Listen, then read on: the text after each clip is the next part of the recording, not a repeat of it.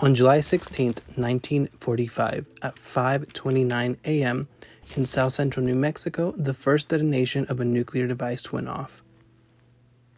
This was the result of a project officially known as the Manhattan Project that did the development and testing of the first nuclear weapon. The name Trinity was later used to reference this event in relation to the name of the test site used to detonate the bomb. This was conducted by the United States Army and was about 35 miles southeast of Socorro, New Mexico. Trinity has some unique qualities that were never repeated at any test site ever again.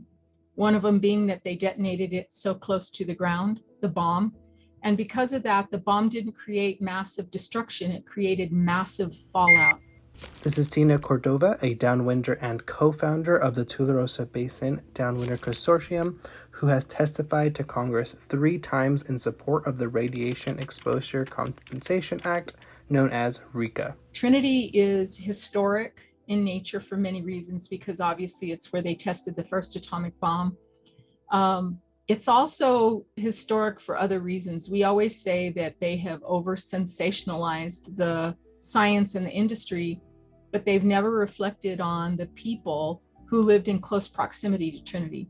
So in reality, that there were tens of thousands of people living in a 50-mile radius to the Trinity test site, and those people were mostly indigenous people of color, Native Americans, Hispanos, and those were the people most affected by the fallout, the radiation that was produced at Trinity.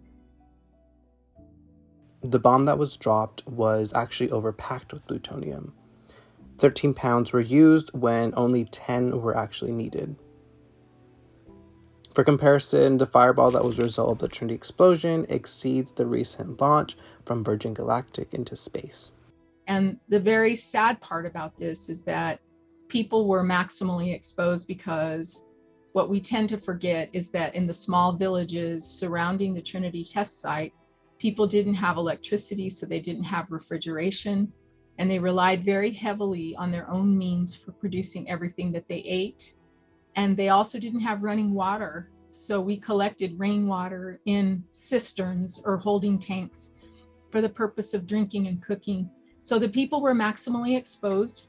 The one thing about the history of this that's never told is the people's side of the story. We were unknowing, unwilling, uncompensated, innocent victims of the first atomic bomb. We were literally enlisted into the service of our country without consent or knowledge, and no one has ever come back to really acknowledge that or pay restitution or offer us healthcare coverage for the many, many cancers that have developed.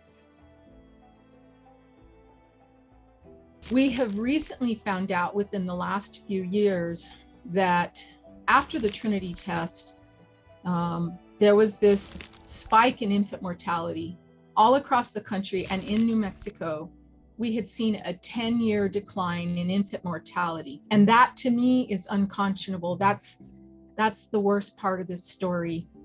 A baby's body couldn't withstand the radiation load they were receiving because it's a factor of body mass. So if your body mass is smaller, you're absorbing a higher level of radiation. Their bodies wouldn't have been able to deal with the radiation load. Recently, in the last administration, we had discussions around starting up the nuclear testing program again. There was this whole discussion around, we need to start testing nuclear devices again. Well, one of the first places they discussed testing at was at the Nevada test site. And of course, nobody wants that to happen. I mean, no average person out there wants that to happen. I always say, do you want them testing nuclear devices in your backyard? If you think that that's okay, please call me up so I can tell you what a life of living with the suffering of regularly burying your loved ones is like, and I'll tell you, because no one wants that in their backyard.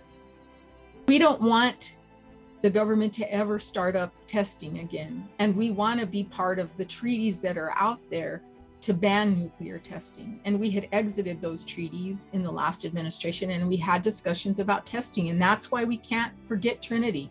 And we can't let people over glorify the science and industry, because that's not all there is to the history.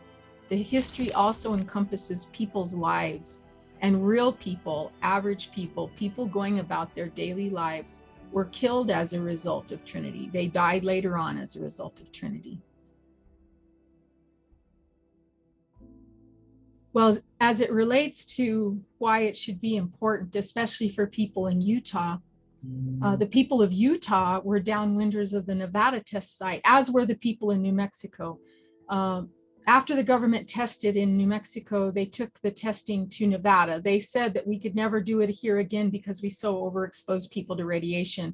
And if we did it any place, we had to find an area with a 150-mile radius uninhabited. The Radiation Exposure Compensation Act, known as RECA, is a program to address claims and provide compensation for those impacted by nuclear testing and the uranium industry. We have 1 year left to amend the bill so that those people who've been left out, us, for example, for 76 years, finally get included, acknowledged, that we get paid restitution, and that we get offered health care coverage. Those bills will be introduced in Congress probably within the next 2 weeks. And we're going to need everybody in the country, especially in Utah. And let me tell you why Utah is important. There are 2 senators from Utah, Romney and Lee, who could make a huge difference if they support the bill. The bill has bipartisan support, but if Senator Romney and Senator Lee want to look out for their constituents, they can become co-sponsors to the bill. We need the people of Utah to reach out to them and tell them that this is absolutely important.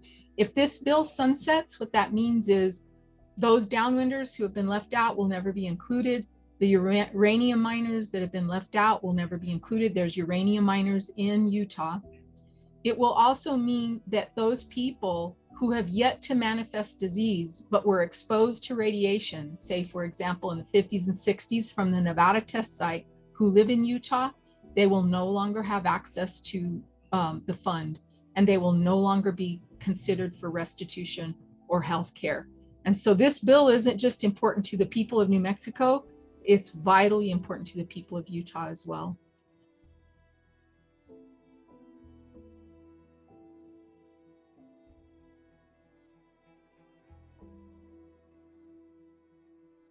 The world has never been the same since Trinity. Our lives, our world, the world's experience was forever changed July 16th, 1945 at 5:30 in the morning.